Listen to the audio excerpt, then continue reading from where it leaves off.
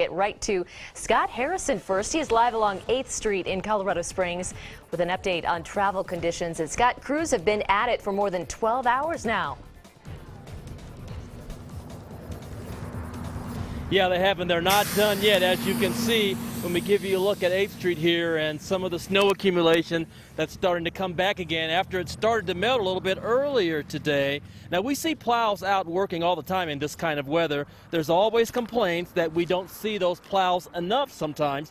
But today, we got an inside look at what it takes to keep snow and ice off that pavement. At noon, crew supervisors in El Paso County briefly huddled together, not for warmth, but to review the first 10-hour snow shift and plan for the second. They got more snow in the north. Drivers just don't hop into their trucks and take off. They inspect their vehicles first so that they don't break down. In case they do, they have their own emergency kits. El Paso County's running a full call-out of 35 vehicles. Crew supervisors say as of noon Thursday, they had had no problems or unforeseen issues. In fact, they say there wasn't enough snow even to plow until after 6 this morning. The most they've seen so far, around 5 inches in the north section of the county around Monument.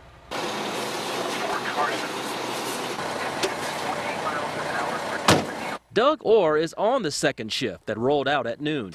Each truck carries a load of the anti-skid mixture of sand and salt. It gives drivers traction on ice and snow until roads and streets are clear. A lot of work for just a few inches of snow. For Doug Orr, even a new truck doesn't make the job much easier. My road is marked shuffle. I'm primarily responsible for getting the military to Shriver and Petefield, and they also use that as a way to get to, down south to Fort Carson. And that's a very difficult one. It's got several lanes, several turning lanes, and I had to make at least 14 passes, I think, just to clear the road enough to make it passable. As the day went on, roads and streets became more passable, and warmer weather this weekend should clear things up even more.